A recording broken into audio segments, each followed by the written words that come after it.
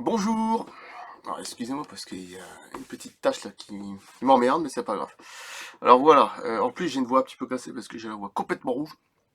Donc dommage, je dois aller voir un médecin, et puis j'ai toujours mon hernie discale, c'est le total. Voilà.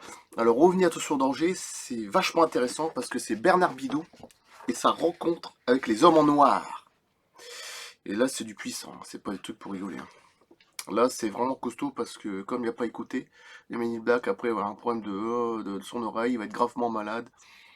Donc voilà, c'est du très lourd. C'est parti. J'espère qu'il y a un bon son.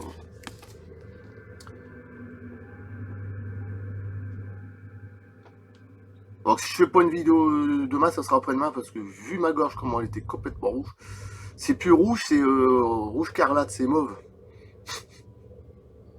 C'est horrible.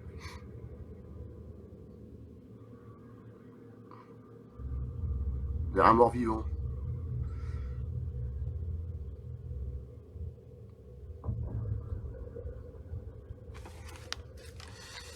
Alors, Bernard Bidot, sa rencontre avec les hommes en noir. De toute façon, le titre, ça sera Revenir attention danger, hein.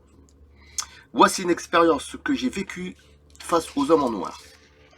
En 1972, j'avais fait la connaissance d'un haut responsable de la gendarmerie dont le travail consistait à traiter et à classer tous les témoignages recueillis par les gendarmes sur les territoires français concernant le phénomène OVNI, afin de faire des rapprochements avec les informations provenant de l'étranger.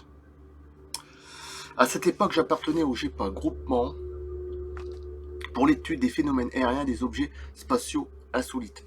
Objets, hein, fondé par le général de l'armée de l'air, Lionel Max Chassin. Cette association comprenait des scientifiques de haut niveau à l'esprit ouvert et de nombreux ufologues. Cette appartenance mit cet officier de la gendarmerie en confiance et il m'a dévoilé un tas de choses que je ne soupçonnais pas malgré une expérience en ufologie remontant à de nombreuses années. Il me parla en particulier du phénomène des enlèvements liés aux ovnis,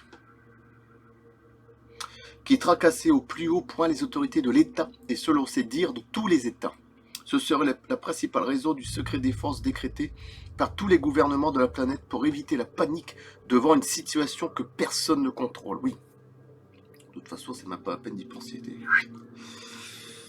Je détenais là une information que personne ne connaissait au GEPA, puisque personne n'en parlait ni dans les écrits de notre rue, ni dans les conférences. C'était tellement énorme que j'ai décidé de ne parler en personne. Il ne s'agissait pas des abductions dont il était question plus haut dans ce récit. L'officier ne me parle jamais d'enlèvements limités dans le temps et d'humains ramenés sur Terre. Il semble qu'à cette époque, les autorités n'étaient pas au courant, soit pas au courant, soit, ce qui est plus probable, ne prenaient pas au sérieux les quelconques témoignages disponibles. Ouais, les quelques témoignages, ça c'est possible. Les responsables politiques et militaires étaient beaucoup plus inquiets. Et on peut les comprendre par les enlèvements définitifs et sans retour d'humains. Il s'agissait chaque année de dizaines de milliers de femmes, d'enfants, d'hommes, parfois des milliers, des familles entières, dont la disparition après enquête approfondie des services spéciaux de police était parfaitement inexplicable. C'est tout. Quand tu as disparu complètement, c'est que voilà. J'imagine les enfants. De nombreuses circonstances ne fait aucun doute quant à la non-implication d'autres humains. Ouais. Ou à une disparition volontaire. À la suite de certains témoignages recueillis par la gendarmerie, il s'est avéré que le phénomène OVNI et l'intelligence qui le dirige étaient impliqués dans ces enlèvements. Ce qui inquiétait le plus les autorités, c'est les disparitions d'enfants qui continuent toujours 30 ans après en France et ailleurs, même encore maintenant. De toute façon, ça n'a pas bougé. Aujourd'hui, par rapport à 1972, nous avons la preuve que le phénomène OVNI ou une partie de ce phénomène est responsable des abductions et des enlèvements définitifs. En 1976, recevoir des informations de plus en plus nombreuses sur les enlèvements d'humains, mais aussi de bateaux, d'avions, de sous-marins, je me décidai à écrire un livre sur le sujet qui s'intitulerait « Apparition et disparition ». Je ne suis pas allé très loin dans mon travail. Mon manuscrit avait une cinquantaine de pages lorsque, par une belle journée ensoleillée sur une route entre Fresnes et l'Île-et-Rose, région parisienne, aux alentours de 12h30, une étrange aventure a commencé. Écoutez bien, parce que si je vous fais voir ça, c'est qu'il y a un gros problème. Alors que quelques instants auparavant je croisais et doublais des voitures, ce qui est normal en banlieue parisienne, il n'y a eu d'un seul coup plus la moindre circulation. Je roulais dans une grosse Ford donc une très belle visibilité, en particulier par le très vaste vitre arrière. Roulant énormément, je conduisais toujours avec prudence. À un moment donné, je regardais dans mon rétroviseur central. Il n'y avait rien, aucune voiture à l'horizon, ce qui aurait dû attirer mon attention sur cette route à cette heure. Moi aussi j'ai une Ford. Et là, tout a basculé. Une force incompréhensible me dit intérieurement qu'il fallait de nouveau regarder dans mon rétroviseur central, derrière, alors que je venais de le faire seulement 3 à 4 secondes auparavant et que j'avais constaté la route complètement vide sur à peu près 500 mètres en arrière. Je regardais et je vis une voiture Volkswagen bleue, type coccinelle, qui était le concepteur Adolf Hitler, malheureusement, qui me suivait presque collé à mon pare-choc. Comment avait-il pu arriver là si vite sans que je m'en aperçoive? J'ai continué à rouler en regardant sans cesse dans le rétroviseur. Elle était toujours là, collée à moi. Ayant une grande expérience de la route, j'ai pensé que j'avais affaire à un fou. Vu la cylindrée de ma Ford Consul, j'ai appuyé sur l'accélérateur, mais la Volkswagen était toujours le nez dans mon pare-choc. J'ai commencé à m'inquiéter et à faire ce que je n'avais pas encore fait. J'ai ralenti et regardé dans le rétroviseur plus longuement pour voir la tête du conducteur. Stupeur, il y avait 3 hommes dans cette voiture à 5 mètres de moi et je les distinguais parfaitement.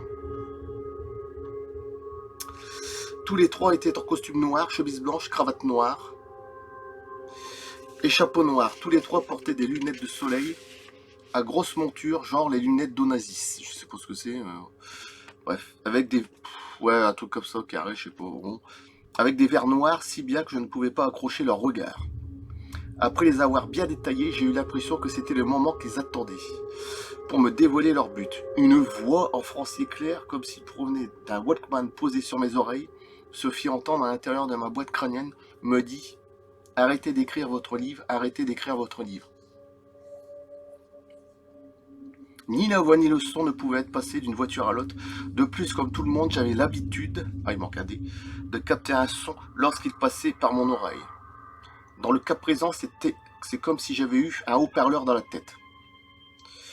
Depuis cette époque, de nombreux témoignages à travers le monde font état de cette forme de transmission de pensée audible ayant eu lieu lors des contacts avec les aliens, soit au sol, soit lors d'abductions. En 1976, j'ignorais ces détails. J'ai pensé que je devenais fou, que je délirais, que j'avais des hallucinations, que je m'étais à entendre des voix comme Jeanne d'Arc. Je sais maintenant que la pucelle ne mentait pas car j'ai entendu d'autres fois ces voix sous d'autres formes et j'ai même pu les enregistrer sur magnétophone. Je regardais de nouveau dans le rétroviseur central. Il n'y avait plus personne, plus rien. Immédiatement, je regardais dans le rétroviseur de la portière gauche, c'est-à-dire de ma gauche à moi. La coccinelle ne collait plus à mon pare-choc mais avait déboîté et commençait à me doubler. Je me suis dit que j'allais mieux voir leur tête quand ils arriveraient à ma hauteur. J'ai continué à rouler. Je trace. Puis comme personne ne me doublait, j'ai regardé de nouveau dans mon rétroviseur de portière, pensant que ces abrutis, entre guillemets, avaient inventé un nouveau jeu. Il n'y avait personne. Je regardais dans le rétroviseur central, personne, donc ils ont complètement disparu. Je me suis dit qu'ils avaient dû tourner dans une rue à gauche, tout en pensant qu'ils avaient dû faire cette manœuvre à une vitesse peu compatible avec les capacités de ce genre de voiture. Je voulais en avoir le cœur net. Je me suis arrêté le long du trottoir, j'ai remarqué sans y prêter attention sur le coup qu'il y avait à nouveau des voitures circulant dans les deux sens. Je suis sorti de mon véhicule et j'ai cherché la rue à gauche où ils s'étaient obligatoirement engouffrés. Le problème, c'est qu'il n'y avait aucune rue, ni gauche ni à droite. La voiture et ses occupants s'étaient volatilisés. Dans toutes mes recherches précédentes, je n'avais jamais entendu parler des hommes en noir, Men in Black. Depuis, alors rien à voir avec le film, ce qu'il va décrire. Depuis, j'ai appris que la même aventure était arrivée à d'autres personnes à travers le monde avec le même type de voiture ou avec des voitures américaines. Ces hommes en noir n'ont rien à voir avec les Men in Black du célèbre film américain. Bon, moi, c'est dit, c'est clair et net. Je suis bien content de l'entendre. Parce que souvent, ils font des films, on nous prend pour des sosos aussi. Bon, bref. Ben, un peu quand même. En ce qui me concerne, j'ai très vite compris après réflexion qu'ils avaient l'air de bien me connaître. Comment, je n'en sais rien. Ils maniaient parfaitement une forme de transmission de pensée. Ce que les humains sont incapables de faire, y compris des agents de services secrets. Où sont-ils passés, point d'interrogation? Se sont-ils dématérialisés, point d'interrogation? Sont-ils passés dans un autre vortex? Autant de questions qui restent sans réponse. Malgré l'avertissement, j'ai continué à écrire mon livre. Je ne pouvais pas croire à la réalité de ce qui m'était arrivé. Je sais aujourd'hui qu'avec certains aliens, le pire est possible. Peu de temps après, je suis tombé gravement malade, ce qui a bouleversé ma vie car cela n'a été d'une suite de graves opérations. On a été obligé de me supprimer l'audition dans une oreille. Je ne sais pas laquelle, mais bon. De toute façon, il est décédé depuis ce temps-là. Donc on lui avait dit de arrêter d'écrire, mais il a continué. Était-ce symbolique? Point d'interrogation, je n'avais pas écouté. J'ai arrêté d'écrire mon livre cette année-là, je l'ai repris aujourd'hui sous la forme que vous lisiez, car il semble qu'il n'y ait plus le même genre d'interdit qu'en 1976. Je sais que beaucoup de grands noms de l'ufologie sont morts d'une façon étrange et incompréhensible, et j'espère que personne ne me tiendra rigueur d'écrire ce livre et que je pourrai aller, cette fois-ci, jusqu'au bout. Je ne lis pas les paroles de Jimmy Gueux, qu'il m'a recommandé avant de nous quitter. Bernard, n'oublie pas que tout ce qui tourne autour du phénomène OVNI peut être très dangereux pour l'homme, car nous ne gérons pas la situation. Oui, ça glace le sang. La fin, elle glace le sang. Voilà, même moi, quand je le lis, ça m'inquiète aussi. Pour vous dire. Oui, parce que beaucoup de grands noms de ufologie sont morts de façon étrange.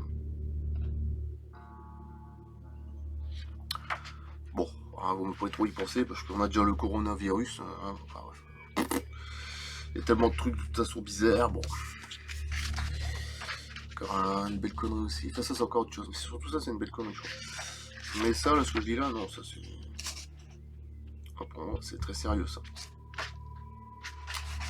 Voilà, rencontre avec des hommes en noir. OVNI, attention, danger. Et je coupe là. Merci. À bientôt. Alors, demain ou après-demain, j'en sais rien. A plus.